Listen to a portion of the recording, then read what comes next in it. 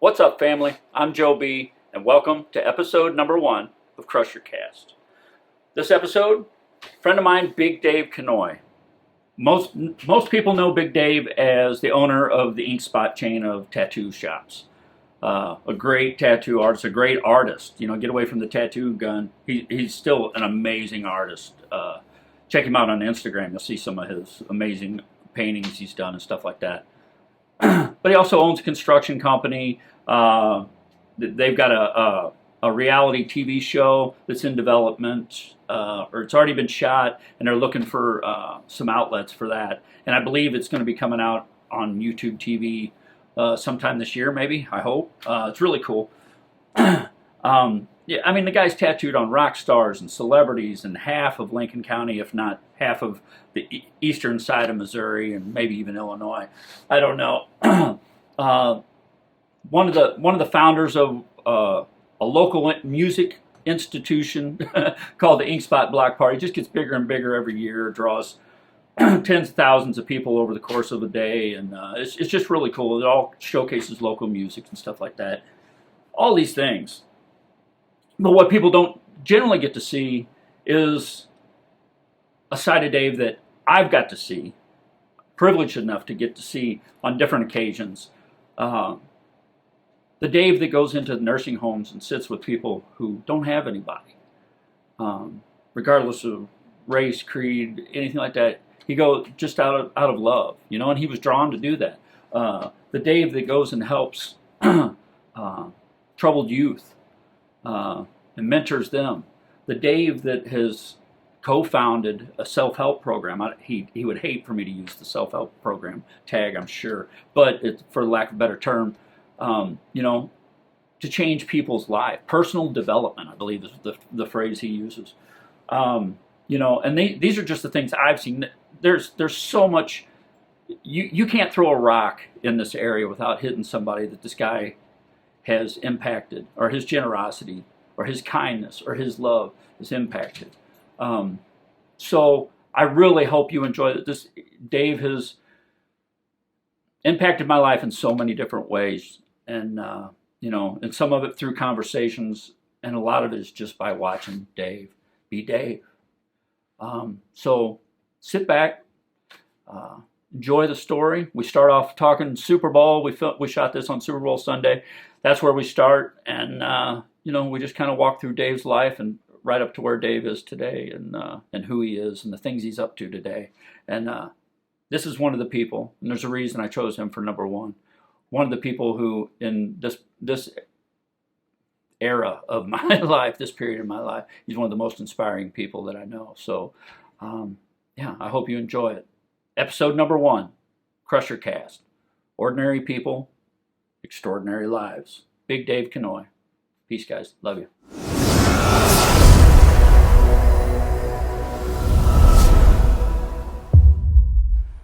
What's up, everybody? This is Joe B with the first episode of Crushercast.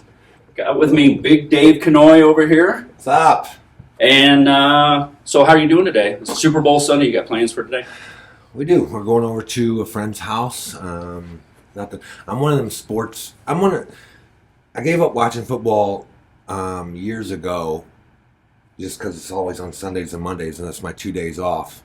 Or that's the 2 days I have to accomplish stuff. So I had to decide. I'm like a football crackhead that if I watch one game, I gotta stay current. Yeah, and so now I'm like, I don't watch through the season. Every once in a while, I'll catch a game, you know, and then through the playoffs, I watch all the playoff games. When I watch something, though, I want to watch it. I don't want party atmosphere. I don't want you. Yep. I don't need none of that. So we're going over to a friend's house, and there's just me and Jesse. Just a small crew. Yep. Yeah. So who's your team? In general, if you got to pick one. Raiders, right? Raiders, right? I've been a Saints fan since I was a kid, and I had them picked for this year. Yeah. I didn't follow through the year. Robbie keeps me updated on what's going on in the Saints. He smoked my ass in fantasy, Robbie. Yeah. Yeah, so I was hoping the Saints would go. I couldn't even say that I'm a Saints fan anymore. I couldn't say that I'm real. Today I'm rooting for the Chiefs just because podcast is over now. Man, they're a Missouri team. And so many of my friends are Chiefs fans, and I just like to see them win. I watched those 2 playoff games.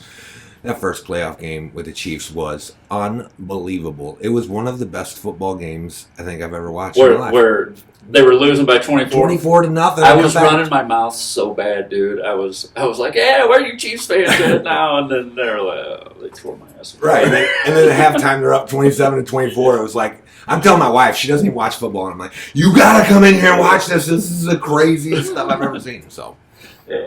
So, what the hell are you all into? I mean, so here's what I know of you. Tattoo artist. I call you a community activist. that's awesome. I'll take it. You'll take it. Entrepreneur. You own businesses. Yeah. I believe you're able to. Well, I know you're able to marry people. So you're either a minister or you're a justice of the peace. Right. I mean, I could keep going. What I know of you, when I saw you before I met you, yeah, and just seeing you had made an impression on me. I was actually on an elliptical at Full Contact Gym, right, and I see a guy walk in, overalls on. right. And you had a smile on, and you were just looking around. You had this look like, wow, I wonder who all's here today. Right. And you got up on the treadmill, and you were just walking pleasantly and looking around, and I was like, I wonder who the hell that guy is. And it was weird. I know you and I share a lot of the same opinion on like synergy and stuff like right. things right. line up. Everything happens for a reason. Right. And it was around then. It was like when you buy a new car. You buy a Taurus, and everywhere you see Tauruses. All of a sudden, I started seeing you everywhere. Right. I'd see you coming out of Walmart. Right. And then you and I are both in an organization, and I started seeing you within that organization pop up. And I've been going there forever, and you had too, and just all of a sudden, you're right. there. And then I went to my first block party. And I started seeing everybody coming up to you and hugging you. Everybody just wanted a piece of your time. You walked across the grounds, and people just were dying to get up there and hug you and talk to you and just take a picture with you. And I'm like, who is this dude? What is going on here, you know? And so I creeped on you. You know, I talked to you a minute. You know, I'm like, what is wrong? But for whatever reason, I felt drawn to you, you know? And through circumstances, we spoke a few times and started building a casual friendship, I guess you'd say. And I got the opportunity to see you do some things that nobody sees people do, and watched you do some things for other human beings that made me question how much I was putting back into this world, and inspired me. Awesome. To it made me say, am I really doing enough? Right. You know, and let's be real. I mean, your exterior does not look like that guy. I know you hear that. I know. I do. I actually,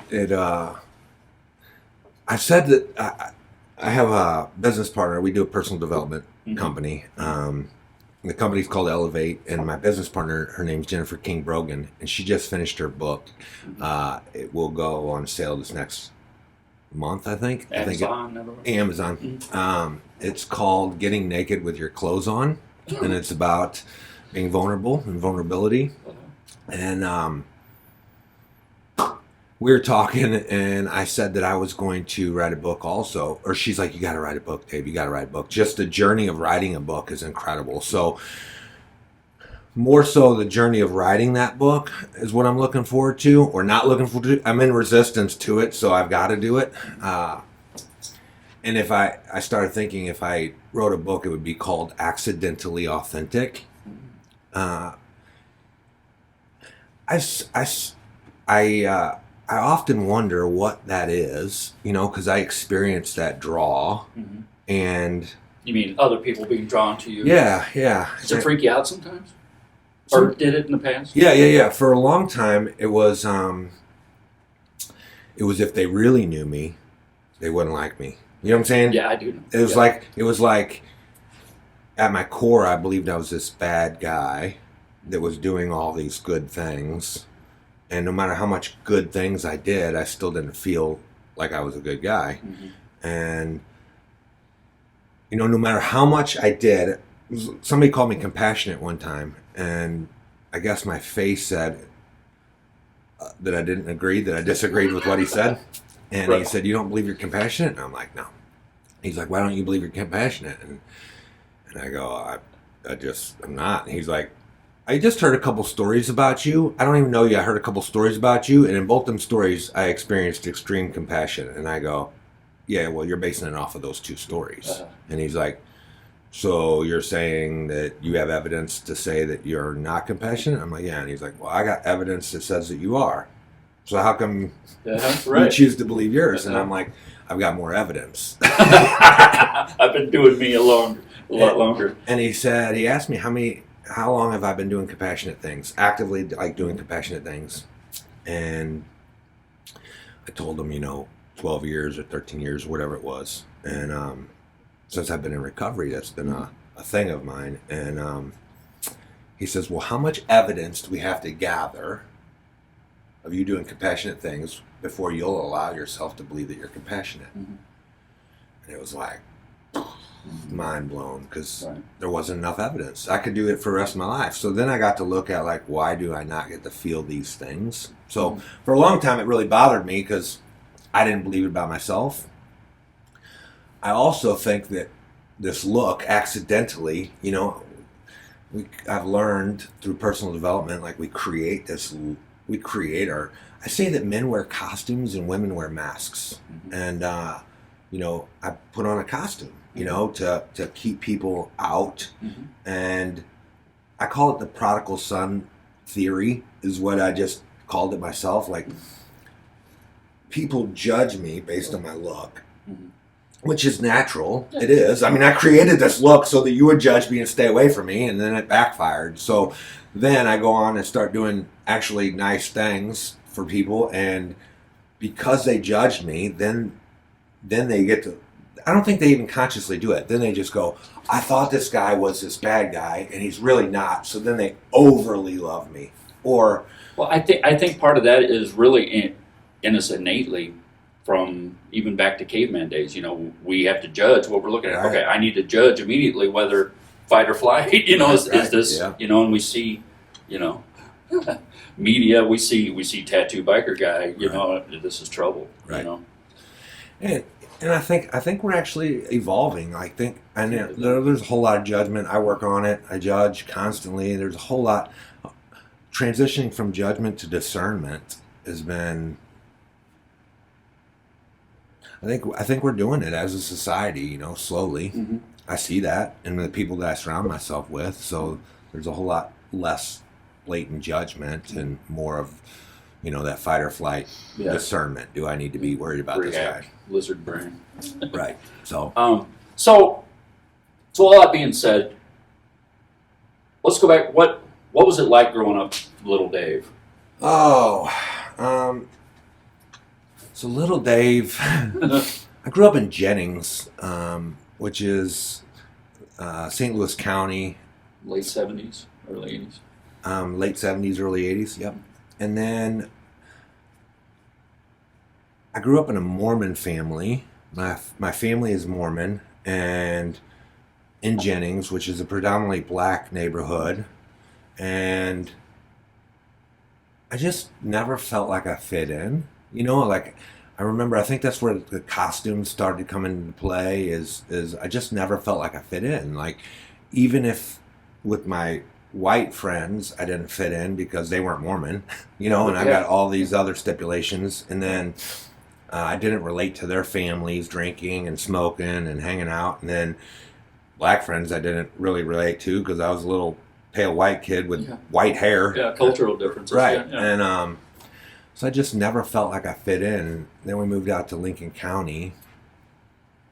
What year was that? Remember? No, I don't. No, I was about 13. So I was born in 76, so that would be 89. moved out to Lincoln County, and I didn't fit in out here either. Like here I'm the city kid, and they didn't take too well to me. So my family, I'm one of 7 kids, wow. And my dad. How was that? It's crazy looking back. Like we got a close family, and where were you in the 7? I'm right in the middle. Right in the middle. So I'm in the middle. So we had a real close family.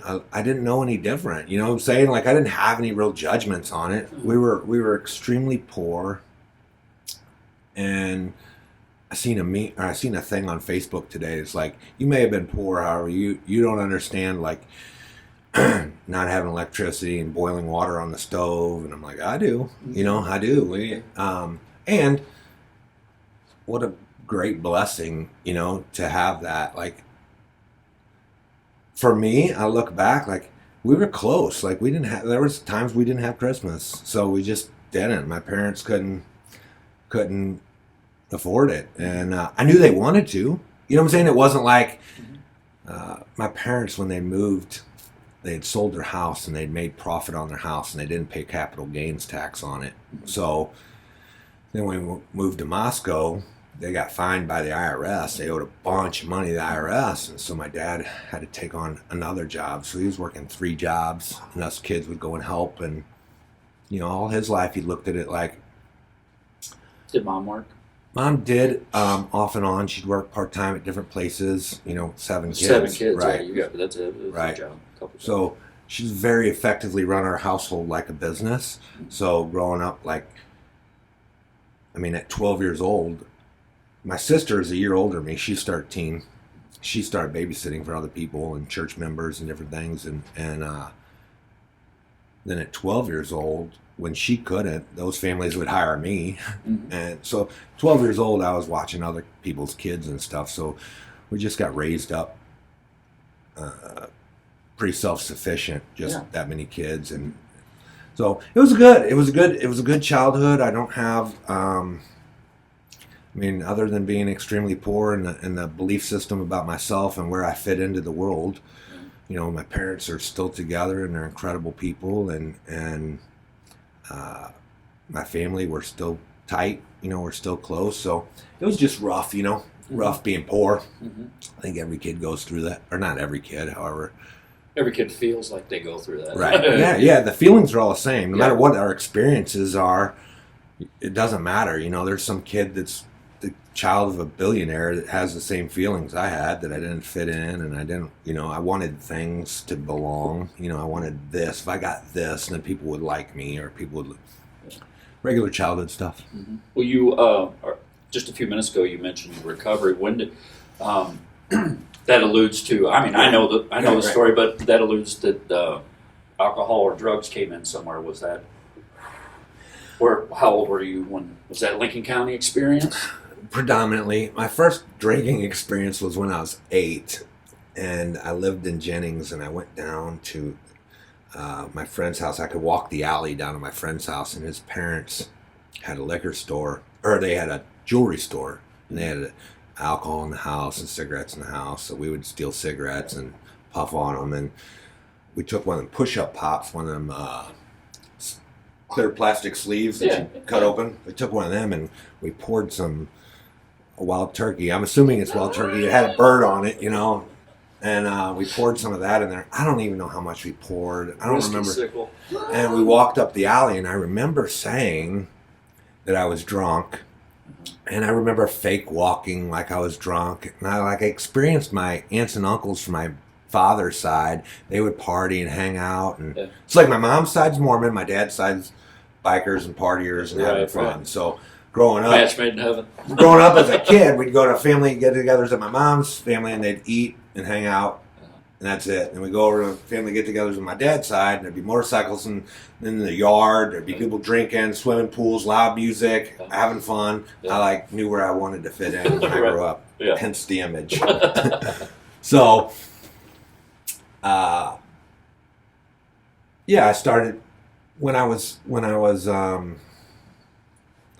when we moved to Troy is when I started drinking more. I don't even know the first time. Like I don't have active memory. I know a lot of people do. I just knew that it was something I started doing, and when I did, I felt more relaxed. I felt like I fit in. I had friends. I had a network. Like all those insecurities left me, and it became a solution. And I started doing it. And then I really just drank a whole lot. I smoked weed every once in a while. And when I was 20, I was married, and my wife at the time we'd gotten pregnant, and there were some complications, so she got put on bed rest. So I had to I chose to take on another full-time job. So I was working 2 full-time jobs, and there was just one night that I was so tired and exhausted and defeated, and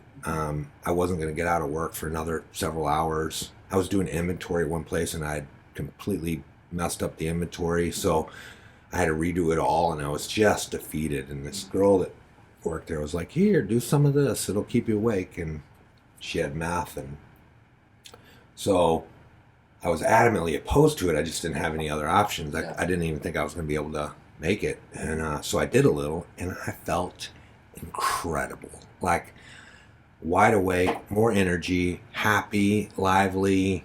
And the next day I worked all day. I was friendlier with customers. It was just, I'm like, this is the answer to prayers. This is the answer to, so I'll just buy a little bit. I'll do a little bit every day, and I'll be able to work 2 jobs and maintain. And that didn't last long, So meth was really, I went down that wicked road real fast. I started manufacturing within a few months of actually using. And then I'm transporting dope cross country. And so in that, a lot of us that are in recovery, we have a moment. Some of us call it the dark moments. It's the moment. Do you have a moment like that you care to share? If not, that's cool. The moment of clarity, or the moment of like? Well, the moment of clarity is usually followed by, the clarity usually comes right after that darkest, that moment. I think I've had a period of time that was. Yeah, I had a few. Like there's I remember. I'm since divorced from my wife, and I got Jesse now. So, hi Jesse. Yeah, what's up? So I remember sitting on the edge of the bed, and I've heard this story by other people. So I remember sitting on the edge of the bed, crying to my wife, like I've gotten caught. I've been gone for a couple of days. I come back. I really wanted my family, and yet I kept doing all this other stuff. And I remember sitting on the bed, crying to her, swearing that I would never do it again. And I meant it, and I was done. In that moment, I was done. I never want to do it again. You're important to me. I said all the things. I meant it. She felt it. We decided to work stuff out, and I would be good for a couple of days. And then all of a sudden, I'd be in the moment. There was a moment I was in a crack house about to get shot in a bad dope deal. I'd been to prison, got out. Within 2 weeks of getting out, I'm in a crack house about to get shot in a bad dope deal, going, how does this keep happening to me? How does this, I don't want it, and yet I keep doing it.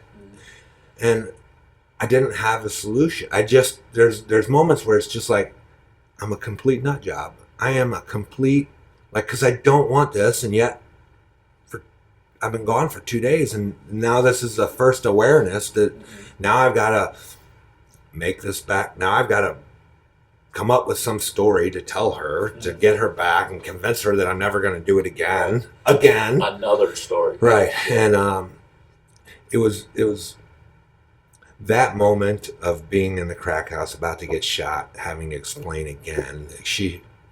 I got back with her. We did this dance. Then I went to prison. When I got out of prison, it was like, no more. I'm never doing this again. And within 2 weeks, it's all over again, and it was like, that was one of my darkest times, or one of my just absolutely clueless and powerless over what's taken place, and why I'm not able to stop when I want to stop. So in all those moments growing up, you said how childhood was pretty good, Yeah. and then even through this, was there that person either in your life or at a distance that was inspiration to you, that gave you thought that, especially in the darker times, where there's another way, or I could be doing something different? Man, I'm so fortunate. My life is filled with my father. Like, my father is, like, growing up, we were poor, and I remember him working 2 and 3 jobs all my life, and as kids, me and my brothers would go to work with him and help him. Like, he did janitorial services for 2 different car dealerships on the weekends, and he would pack us up and we would go and help him. And he didn't want to do it, and he worked part-time at a gas station on top of his full-time job. He didn't want to do it, and yet he did it. And somehow in his head was like, this is just what I got to do. And he was able to do that. So I had that. Does that manifest for you today? In your world? Today it does. Then it didn't. I would always look and go, my dad's done all this stuff, knows what he's got to do, and just does it. And here I know what I got to do. I tell myself I'm going to do it, and then I have no follow through. I couldn't figure it out. So when I moved to Troy, there was a couple people. Mr. Woods, he was my art teacher, and art has been a huge passion of mine. And he was just the epitome of mentor. Like, he only said what was effective to you. He was like a teacher, however, he was your friend, and he would only say things that, I don't know, he let you know, like, he let us know that he cared. And I don't remember words that he said, or, I just felt that from him. Yeah. I knew that I could go to him. And he was the first one, like, all growing up, when you're poor, money is the solution. If I had money, it would make things better. If my parents had money, it would make things better. And he was the first one that, I knew what a teacher made. And he did it and loved it and lived a great life. And it's like, I wouldn't trade this for anything. Like, it's not about the money. I get all summer off. I get to help and work with you kids, and you guys inspire me. I get to do art. And that was one of the first shifts I ever had in that thought process, is that money isn't the solution. I had an Uncle Tom that was always in. I had an Uncle Tom. That was his name, Uncle Tom. I still call him Uncle Tom today. And he was always into motivational speakers. He was an entrepreneur. He started different things, and so he was always in my corner, telling me I could accomplish anything I wanted and I could do anything. And then I had some family, or some. I call them my surrogate mom and dad. There's some lawyers in Lake St. Louis, the Adams Law Office, and Jack and Adriana Adams. They kind of took me under their wing when my parents kicked me out. Adriana's the one that got me into college, and she's like, no, you're going to college. And I'm like, I didn't enroll, and it's 3 days past enrollment. She's like, get in the car, we're going up there. And she went up, scheduled a meeting with the dean, called me in, is like, he'll qualify for a Pell Grant. If he doesn't, I'll pay for it. He just needs to start college. And like that, I was in college. Yeah. And so that's huge. Yeah, it was huge. They seen me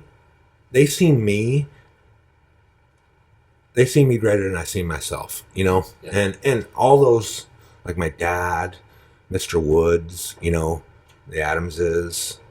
When I look back at like role models or people that were big in my life, those are the ones. It's the ones that see me bigger than I see myself, that I didn't realize until today that that's what they saw through all the action, saw through all the struggles, saw through all the armor. Right. Yeah. So if you could go back, here's the cliche question, cliche alert. If you go back, if Big Dave could go back and give Little Dave a nugget, what would he give him? Or would he give him anything?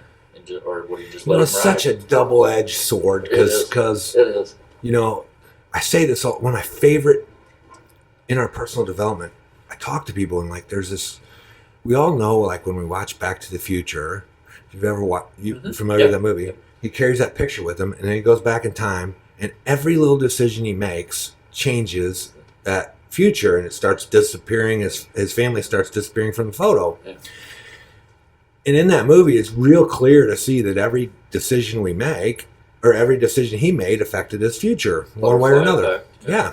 And yet we walk through life thinking that our decisions aren't really big decisions, and they are. Every little decision I make today affects my future. So I really am in a tremendous spot today, like with who I am and what I'm doing and how I feel about me. And how you got here. And how I got here. And my past has become one of my biggest messages, your mess becomes your biggest message, So I don't know that I would change that.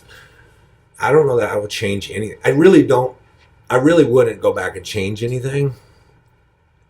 If I could just speak to my younger self, not to change anything, it'd be... would it be more comforting? It would be. It would just like... The journey to acceptance of yourself is what, I am not some of my actions, and I hear that shit all the time. I hear it, we're the sum of all our actions. Well, no, we're not. You know what I'm saying? Like, my worthiness is inherent. I was born with it, and I stopped myself from believing it, and if I could convey that to, I'm doing my best. Oh, you have 5 kids. I'm doing my best to convey that to my kids. So if I could have conveyed that to myself and got me to understand that, I don't think that there's any understanding that. I think that we're all on a journey, and Well, that's a cool point. So the message that you're conveying to the 5 kids, is that generally the message that you might have conveyed to Right. Dave? Oh man, parenting is the hardest job in the world. Because, there's a million parenting books out there, and every one of my kids is different, and I have to parent them different. And I could say this to one of my kids, and he gets it and understands it, and this kid doesn't, and it's just this constant, and it's the biggest growth experience I've ever had in my life, parenting. Definitely takes the rough edges off. Oh my gosh. The challenges. We've got 2 that are out of the house. One that's 18, he's graduating school, he's going to be in the military, and Proud of all of them. oh, tremendously, man. And, not all of them have made the best decisions for their life, Right. And that's the thing. I watch them beat themselves up more than I beat them up, that's why I think it doesn't matter what I say. You have to go through that experience, and it's just supporting them and loving them through that experience. If I could, that's the journey, is supporting them and loving them through their experience. And hopefully, I truly believe that we watch it in athletes, and they talk about the 5-minute mile, how The barrier. it was never accomplished, and nobody could run 5 minutes. And as soon as it happened that year, 6 more people did it. Yeah. And as soon as I know that it's possible, then it becomes available to me. It's prior to that knowing that it's possible, I limit myself. So I just want to live the life that I want to live the life for my kids and for everybody else, to make that available for them. If I live it and I do it to the best of my ability, then it becomes available to them. So that being said, if you had one simple truth, if you could boil down a simple truth that you'd like to give to everybody, no matter socioeconomic background, no matter who or what they are, if you could give them one simple nugget, what would that nugget be? Oh, God. I know that's a tough one. We do a 30-hour, 3 days in a row personal development course, and then we do a 12-week process after that that's filled. Man, You got 10 minutes left of your life, and you got one message to give somebody. What's that message? Man, it's a giant run-on sentence. 16 parts. I feel like if the world could remove good and bad from their vocabulary and from their perception, that there's nothing good and there's nothing bad. It's an illusion. It's a judgment. What I think is good is not necessarily good. Is murder good? Give me more information. You know, with enough information, I can probably tell you that some murders are good. I mean, if I walk in and somebody's raping my daughter and I have a gun in my hand, he's probably going to get murdered. And at the end of the day, I will think that that's judgment without context. Right. Yeah. So if we just move through, for me, it's been super effective to remove good and bad and the judgment. Growing up in a religious household and having that, like, there's so much guilt and shame that I piled onto myself. And if I just look at everything as like effective or ineffective, like, did it work for me? Did it not work for me? Drugs for a long time, are they good or bad? I don't know. I'm sure that without drugs, there were several points in time that I might have killed myself. Yeah. So for a little bit, drugs were effective, and then they became ineffective, and not beating myself up over that, you know, and I truly believe that we're all connected, man. Yeah. You know, and that when I do for you, it's not just this cliche. When I do for you, I feel good about myself, and it shifts inside me. I had what I call a spiritual awakening in the Sin City in Vegas. I don't drink. Of all places. I don't drink or gamble. However, we went up to the top of the stratosphere, and they had a ride. They have 3 different rides up there, and the very top ride is this thing that shoots you up in the sky, and you fall, and you're overlooking. We went up there at night, and we rode the ride, and it was incredible. If you get a chance to go. Yeah. And then afterwards, we walked around, and they just have a handrail, and there's a couple of tiers. Like you couldn't just jump off the building. However, it's just a handrail, and we're watching helicopters fly below us. You know, we're so high up in the air, and I had never in my life seen that many lights. I mean, it was to the horizon. It was lights. It was just everywhere you look. It was just, and we walked around the corner and kind of like hid out a little bit so we could spend some time up there. And me and Jesse were up there, and we were just overlooking it. I had this this understanding that I'm seeing all these separate lights, and they're all coming from the same energy source. And on the ground, I see all this as different stuff, different house, different billboard, different whatever. Each light is a different something, and I'm identifying it different. And then from this elevation, I'm not able to tell what those are. However, they're all the same light. You know, they all look like little tiny just pieces of light. And then I was like, if I got higher, it would just be one light, you know, and it's all coming from the same energy, and you know, the same. And then I had a picture in my head of this guy sitting behind a grid looking at it. And he could tell if one light went out or if a whole block went out, and it was just this awareness, like maybe that's how a God works, or, you know, like, I don't know. I just know that at that point in time, every one of them places are connected through the energy. And I believe that about us. So I think with enough understanding and enough communication, I could sit down with somebody that rapes children, which I absolutely do not agree with.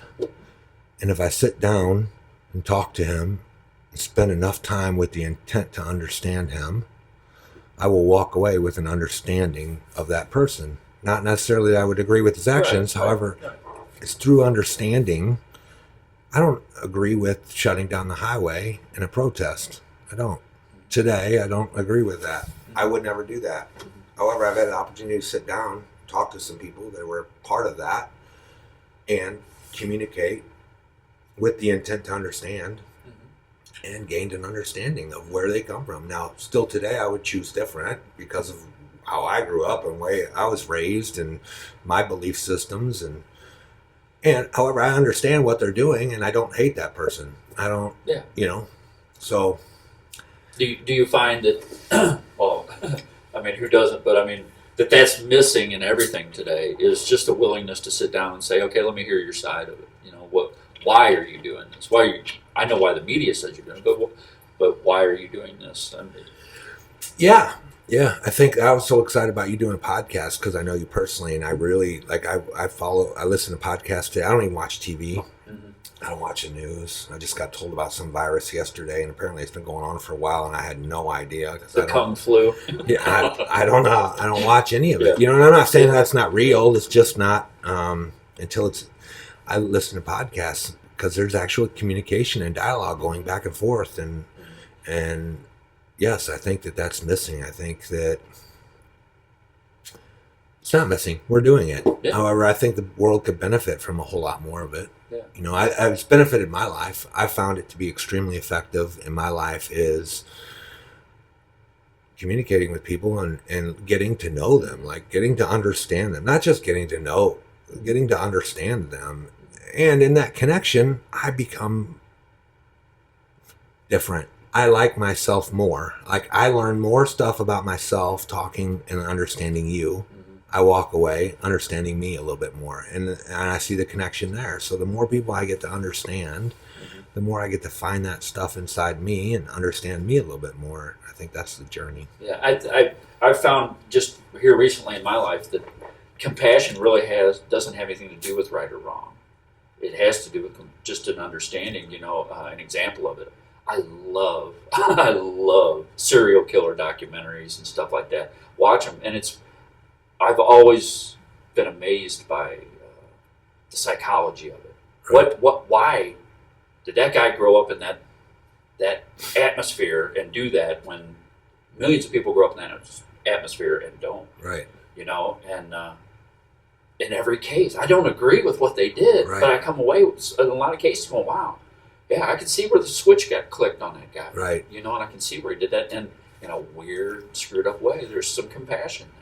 You know, that they're human and whatever happened, right. You know, or whatever didn't happen. I watched the Jeffrey Dahmer documentary a while back, and I mean, several years ago. Mm-hmm. And because I'm in recovery and I can identify sitting on the bed going, I don't want to do this. That's what I experienced watching that, is this dude attempted to fight it. He slept with mannequins. You know, he went and dissected dead animals, then he started killing animals, then he went to dressing up mannequins and sleeping with them, fighting this urge that is overwhelming. I understand that urge, overwhelming to do drugs. I get it, or to drink. Yeah. I get that like the obsession. I'm only going to drink on Fridays, or I got to get this under control. I'm only going to drink wine at dinner or whatever, trying to control that urge, that drive. Then I listened to him attempt to explain it, and he's explaining it the same way that I'm explaining to my ex-wife. Like he doesn't have the context for himself to even understand it, to explain it, and he's struggling. And I'm watching this, going, "Thank God I have the obsession to drink and do drugs and not kill and rape." People, right? Yeah, like it's the same. I'm experiencing the same struggle or the same. That's what when I watch that, I'm like, I identify with that, and so it's not an approval. It's just an understanding, compassion of like, wow, yeah, I get it. He's human. And I don't think, like, if you asked him if he could change it all, I think that if he could change it all and not be that, he probably would. Yeah. You know, now he's dead. So right. So what's Dave up to today? Who is Dave today? I mean, you got your finger in everything in Lincoln County, it looks like, but I mean, what are you doing? So, man, I cut my tattooing back to doing one tattoo a day, 5 days a week, and still enjoy it. I love it. Like, I don't know that I can.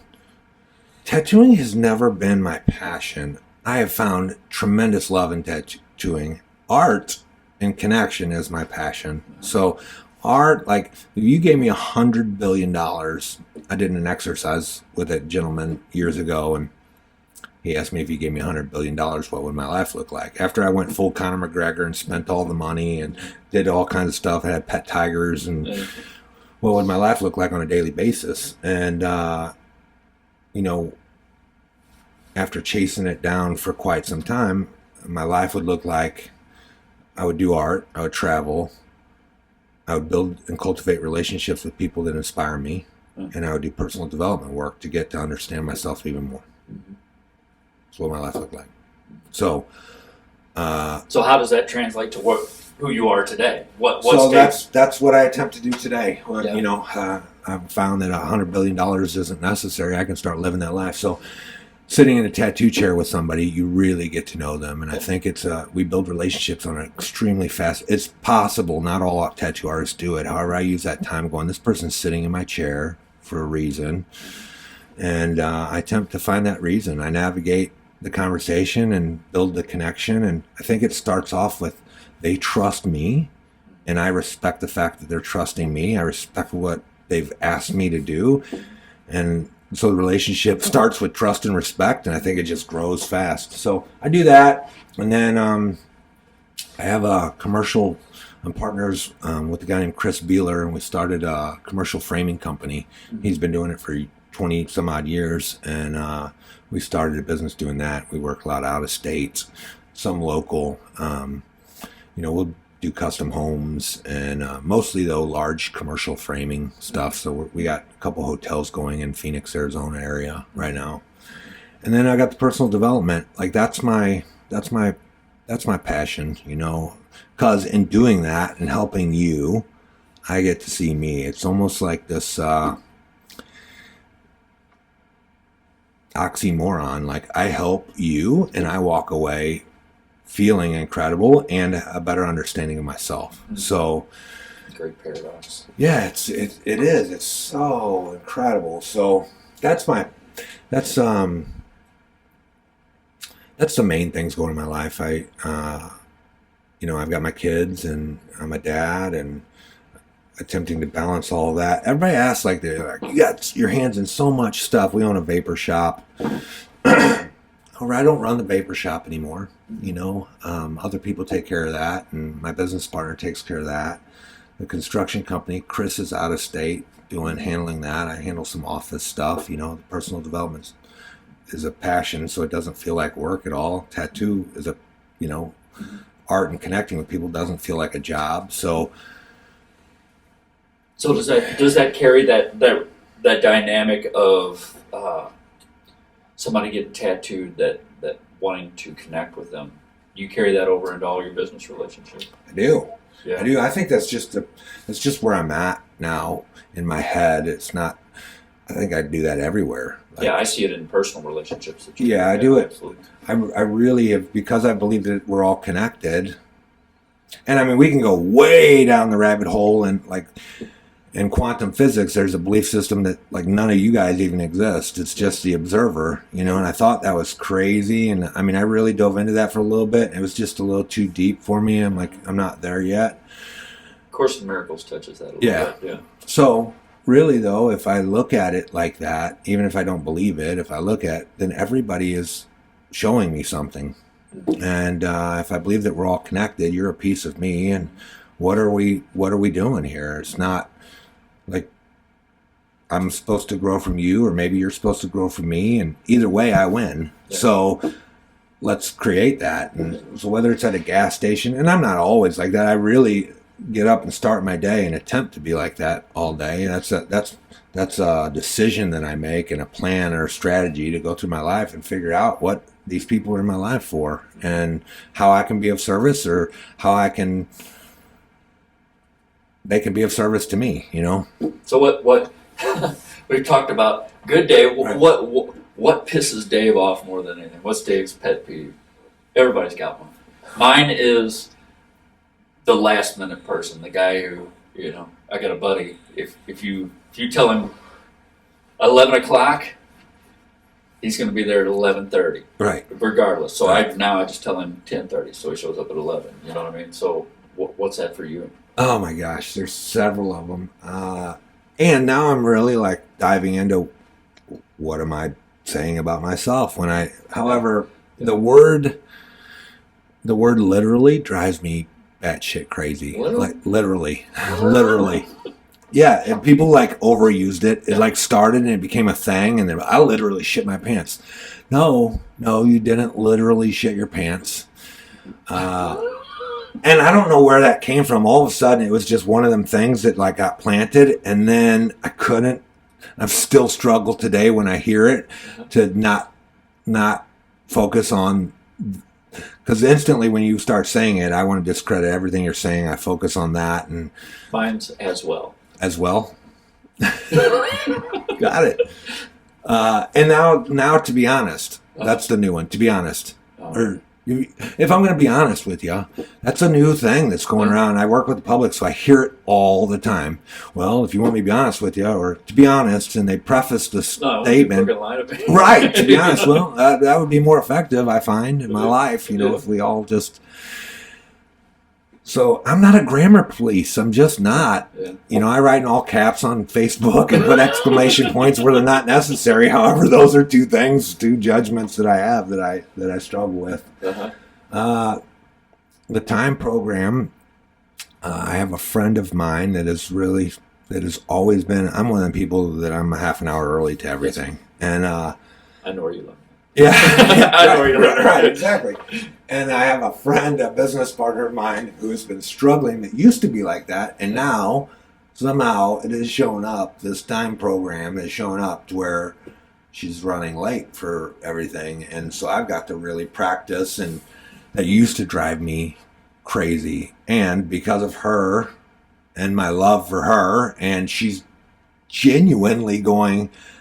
I sat out this morning to be there, and I can see that that's not what she wants, and yet that's what's showing up. So it's giving me a different understanding of it today.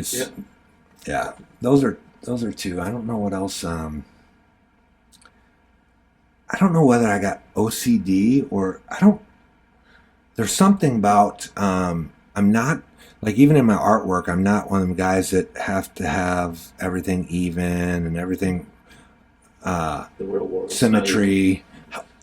Sitting on where my stuff is, like in my truck, you could get in my truck and go, this is not clean and not organized. And yet, I know where everything is. And it's not crazy. No. I'm not that great. However, I know where everything is in my truck. Uh-huh. And then in my chair at home, on my end table, I can set some stuff up there. Like if I set my soda and my e-cig up there, I will be sitting there, and then I have to move the soda and the e-cig, and then I'll go, yeah, that's good. And then a minute later, I'm like, that's not good, and I'll move it to And my wife's the one that identified it and told me about it. I was unaware that I even did it, and so there's something there. I don't know what it is, and it will drive me crazy if I'm not able to just move it and adjust it like a block system. I don't know. Yeah. Just as a visual thing, it's got to be. I don't know what it is. Yeah, it's like if I can pattern it here in its spot, then I could just grab it. I've attempted to figure out what it is. Yeah. Then I can just grab it. Like if everything has its right spot, then I'll know where it is. And it has something to do with being an artist. I don't know. Yeah. I've got an art school background, and I'm a pile maker. I have organized little piles. I know where everything's at in that pile. But if that picture is just the slightest bit crooked, it's going to drive me nuts, and it's going to get fixed. Right. You know what I mean? You hung that picture too close to this, and it's just this visual. And how can you explain having piles of stuff and then that drive? I don't have an explanation. I don't even. It is something that exists, and it drives me crazy. So yeah. That's what you asked for. That's what you asked for. So, how can people find Big Dave, and how do you want people to find Big Dave? So I'm on Instagram, Big Dave Canoy. I'm on Facebook. I have 2 Facebooks. I'm transitioning over to my main one being Big Dave Canoy because I had the other one and I got 5,000 friends and then it won't let me accept anymore. Right. Yeah. It was really humbling one time, and it's happened multiple times. I had somebody that wanted one of my friends that wanted a friend request me. Yeah. So I started going through my friends list, and I was gonna sit on the couch that night and just do a delete, and I was gonna just go through, and if I don't know you and you're not client, or I was gonna delete you. And I started going through, and I would see a name that I didn't recognize, so I'd click on it, open it up, and it would be somebody that I knew or I tattooed on. So then I would go down to another one, and I did that. And that night I erased like 40 people. I didn't go all the way through 5,000. However, I spent all night and I only erased 40 people. And it's like, I have 5,000 people on my Facebook, and I would bet you that 4,500 of them I know somehow. Like, And it was one of them extreme humbling. I know 4,500 people. Now, was it still present that if they only really knew me? No. I've beat that down through personal development. I haven't beat that down. I've created like I never was a big affirmations guy. Yeah. You know, like that's the process though, is coming to believe something different about myself and then reinforcing that belief will help change the rest of them, you know. And so I had a belief that I was bad, and that's what my subconscious stores and gathers evidence to make that right. Right. So now I've adapted other people's beliefs about myself, looked at it from an objective point of view, not subjective point of view, and then started gathering evidence and putting it where it goes. And I can clearly see today that, you know, I do good stuff. I'm a good dude today. You know, I am compassionate today. You know, And that's reflected back to you. yes, yeah. My network of people is just priceless. Like,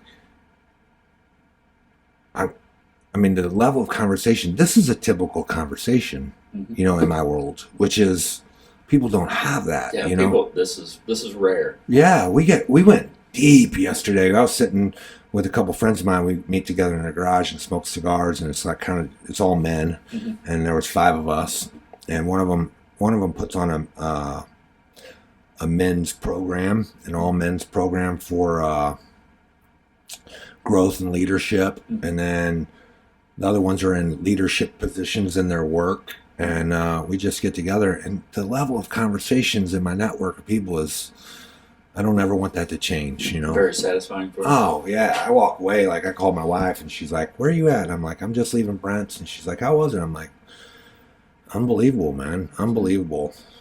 Yeah. So a friend of mine and I, we've had a conversation in the past that what the culture now calls woke Yeah. or whatever. I believe you and I kind of have a different understanding of awakening Right. and stuff than what's generally out there. But I find this to be common in people who are to some degree have an awakening to whatever your awakening is. There's some loneliness involved in it sometimes. Yeah. When you're in the general public, or when you're sometimes with family or something like that, that those conversations like this, Right. this to me feeds my soul. You know what I Right. mean? It drives me. You know, I love this. I constantly want to be inspired, and not every conversation is inspiring. Right. You know, and is that present for you? And It's- I was told we have to communicate with people how they communicate. Right. You know, do you find that to be true? Is that present in your world? Especially dealing with the personal growth. For connection, if I want to like my belief is I have to get down, hold your hand, and walk you. You know, if I want you to see it this way, I cannot stand over here and yell at you to see it. Then you're going to yell back and go, "No, it sucks over here," and I'm going to go, "It's great over here," and you're going to yell. So I have to go to where you're at, meet you at where you're at, and then walk you, you know, walk with you to, or stay there with you, you know. So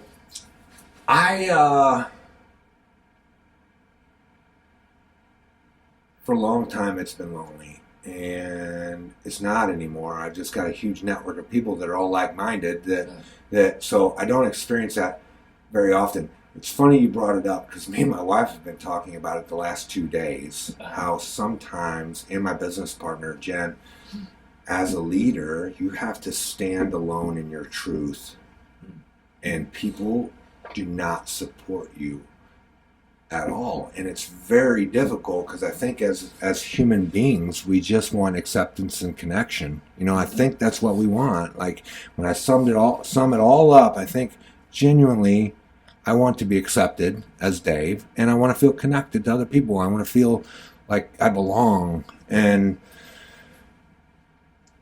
sometimes as a leader, it's very lonely, because once I'm there and I establish it, I'll stand alone, or I have many times in my life stood alone, and then more people come to that, and then there's another stage of growth, and sometimes I stand alone. And I remember when I started doing the personal development stuff, I've been a part of a company for years, and I've always read books. I've always wanted to know myself.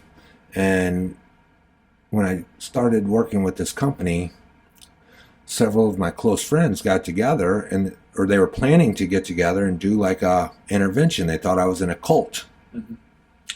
And I had offered to pay for this mentor of mine to do it.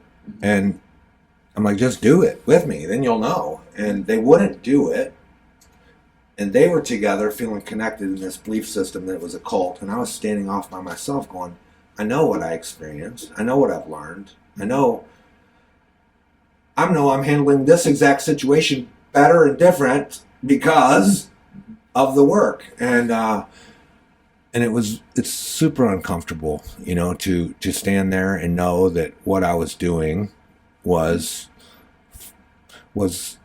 way more effective for me in my life, and ultimately was going to affect the world differently. And now, years later, they're all supportive. They may not participate in that, Right. and that's their stuff. However, yeah, I've experienced that, and my wife's experiencing it a little bit, and my business partner's experienced it. So yeah, I definitely believe that it's a thing that I have to be willing to stand there and let you hate me, let you speak against me, and I I've lost my freaking mind Yeah. at times. Yeah. yeah, and no He's matter going religious or something, Yeah. whatever it may be. Yeah. Yeah, and anything in business decisions. Like me and my wife have got into it, and it's like I knew that I was supposed to do tattoos and turnpikes. That's a TV show that we filmed, and it will be airing on YouTube this summer for sure. Yeah. Nice. I knew it. Like, it hit me while I was tattooing. I have no idea about the TV industry or anything. I just know that what's represented on TV is not my reality. And they call it reality TV, tattoos and motorcycles, and it's just not. So I wanted to do something to show people, because I get people coming in the tattoo shop all the time wanting a back piece in a day. Or, you just step back in the back, draw something up for me real quick. And I'm like, just because they do that on TV does not mean that that's what they're doing. Yeah. And I filmed this TV show, and I came home and I told my wife, I'm like, I gotta film this show. And I knew it. Like, it wasn't even something that I wanted to do. It was something like I knew that I had to do. And she's like, I did not sign up for this. I want to be able to go up to Walmart and not have people, like, I don't want to be in that. I don't want to be with somebody that is that. Like, that's not. And I had to stand in my truth going, this is what I got to do. I love you. And that was a battle for a while, and it's uncomfortable, and we did it, and all the pieces lined up, and it's exactly how it was supposed to work out. And I met and built some incredible relationships, and was able to, because of that, help fulfill the bucket list of a 17-year-old girl that was dying of cancer. And it's like, I get to see that wasn't even the mission. It was the relationships that I built by doing that. It was the things that, because of those relationships, the things that I was able to accomplish because of that, I'm glad to see that that's finally going to come out. I know Me too. that's been a passion of yours, and I remember when you guys started on that and started putting it together, and I was lucky enough to see some of the early pieces of it, and it's just amazing. I can't wait for everybody to see that. And all of that came from relationships. It's like, I don't know what I'm doing, and I started reaching out to people, and I started sharing my vision with people and what I wanted. And then slowly this person was connected to this person, and said, this person's a director in LA. And, and that's the way it all went. And it's like, I have friends that are like, oh, I don't like people, I want to stay by myself. And it's like, man, people are like mastermind groups. Have you ever been a part of a mastermind group?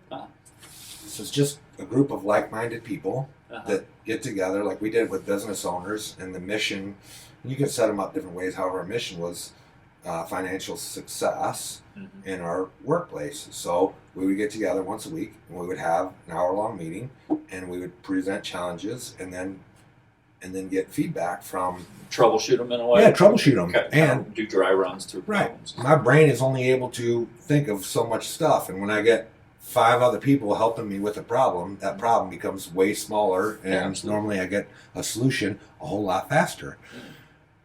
That's the world. You know what I'm saying? That's the world. The more relationships I have, if I share my problems, if I share my challenges with people, I get solutions way faster the more people I have, you know, and yeah. So I know you've got some big things ramping up for your personal development stuff. You want to talk about that a little bit? Maybe plug that?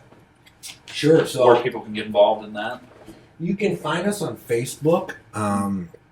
The company's called Elevate, and then it says expose, expand, elevate. So if you typed in expose, expand, elevate, it'll just pop up. It'll take you right to our page. I'll get the info from you too before this. And then, we do a 30-hour workshop. That's where it starts. It's called Expose. It's a 3-day, Friday, Saturday, and Sunday. And it's 10 o'clock in the morning till 8 o'clock at night. It seems like that's a lot of time. However, it goes so fast. And essentially that's what we're doing, is exposing the information, exposing everything to you. The philosophies, strategies, techniques, understanding how our conscious, subconscious, and superconscious work in our life. Why do I not consistently get the things I go after? How come it's real easy for me to start another business and be successful, and yet I struggle with my weight? Yeah. I can set a business goal, go after it, and 100% know that I'm going to attain it. And in my life, I've set weight loss goals and don't have that same conviction. Right.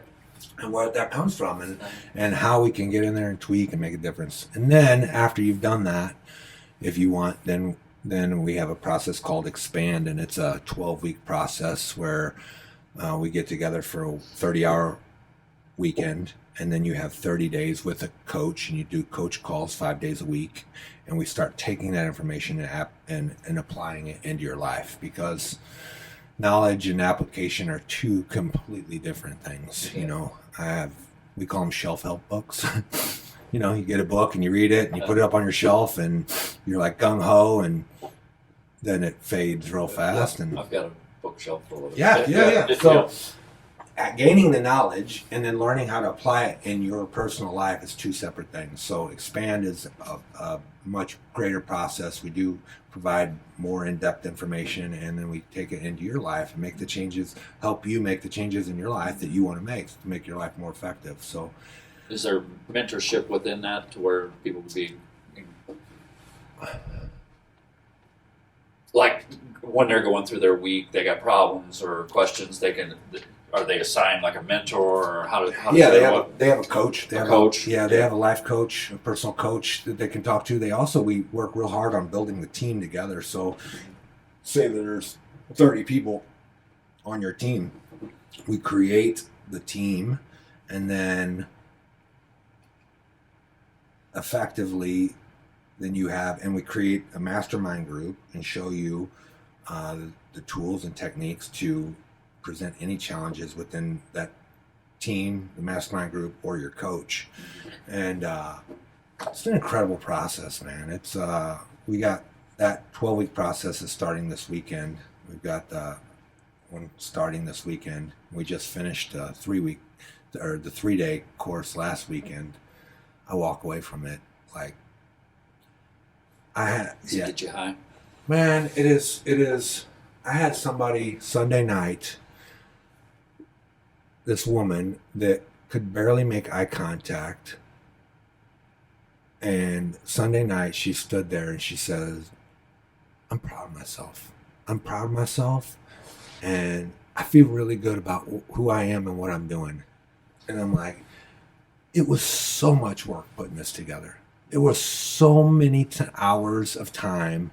And I mean, I get those every weekend, a bunch. That was just, I had another buddy that fought tooth and nail, and he sent me this message the other day through text message, and it's like, brought tears to my eyes. It's like, if nothing else ever came from any of this, those incidences, just any one of those people going, the messages that I get from them about their experiences made it all worth it, man. Made the hours.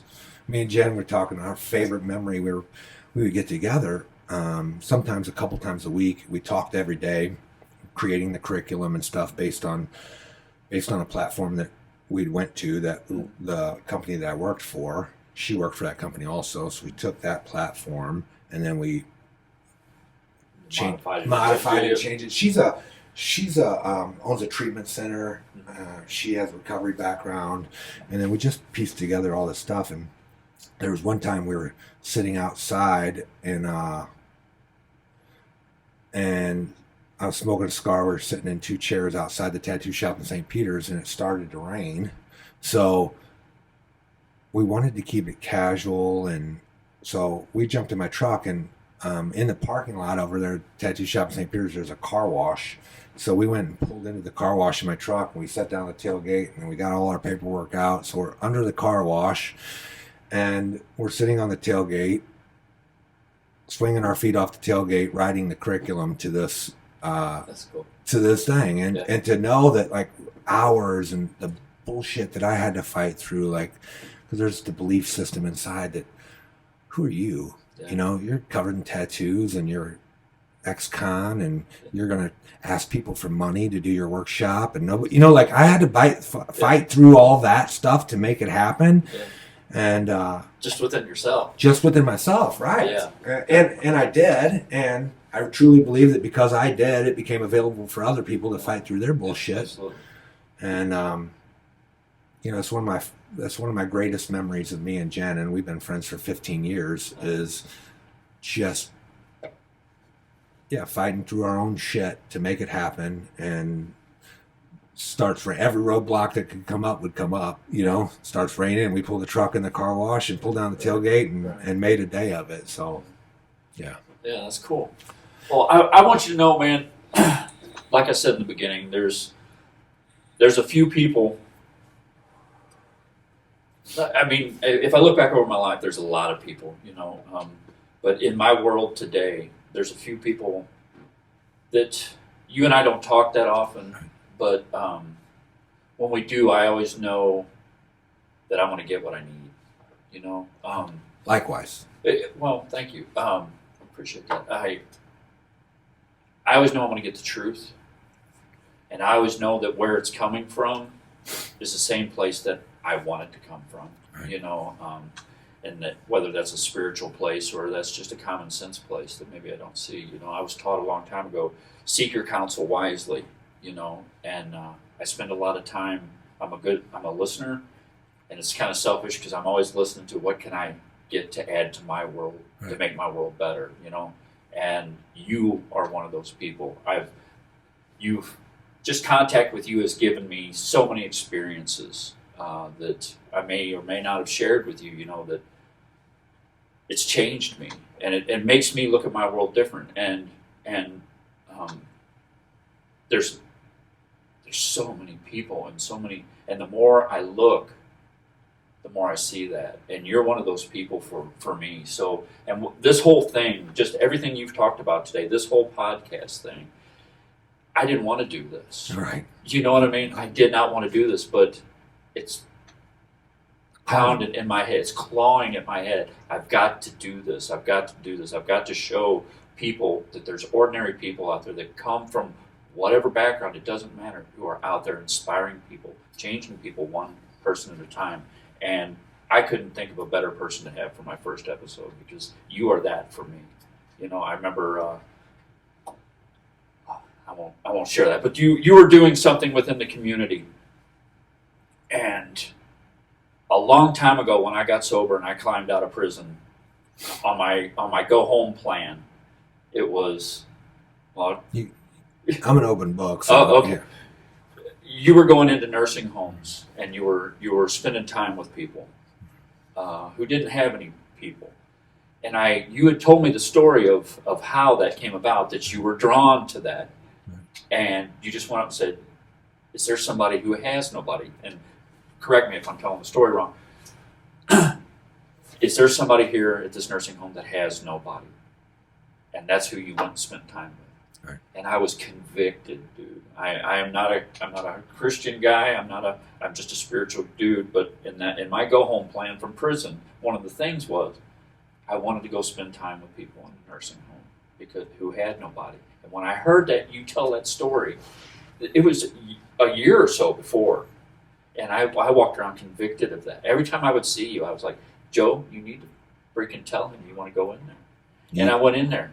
You did, right? I did, and I met our friend Buck, Buck, and I spent some time with Buck, and it freaking changed me. You know, I don't mind to cut you off. Buck, I sponsor a guy, and Buck, the whole time we're visiting him, I had no idea Buck was his brother. No. I didn't know it until Buck passed away. That was my sponsee's brother. See, it's Right. You know, To say we're not all connected, like crazy. It was crazy. He called him by a different name because Buck was his nickname. Right. So we knew him as Buck. That's how we got introduced to him. Yeah. And then my sponsee's brother passed away. I asked him if he wanted me to go to the funeral. And he's like, I'm good, and I was going to go and support him. And then afterwards we talked. And I'm like, how was it? And in that conversation, I made the connection that Buck is. That is crazy. Like, that is crazy. And that's and if it had not been for you being open about that, even I think it was in private. You told me about that, but that made that available to me. And now it's made it available to people in my world. And so I thank you for that. And that's what I see you doing. And I just want to tell you thank you for coming and being episode number 1. I am honored, absolutely honored. And I just want you to know I love you so much, and thanks again for doing it, man. Thank you, man. Yeah. Really, I'm absolutely honored. I was looking forward to, even though I showed up yesterday. And right, and you doing this. I've been saying it and feeling it that I wanted to do a podcast. I don't know what that looks like in the future. It was the same kind of thing. Like, just let's start building a connection and a network. And then you doing this has opened the door, made it available for me and anybody else who wants to do it. It's unbelievable, man. This life is such an incredible blessing, man. Yeah. Really. So thank you. Thanks, brother. Thanks for coming. Love you, man. Love you too, brother. All right.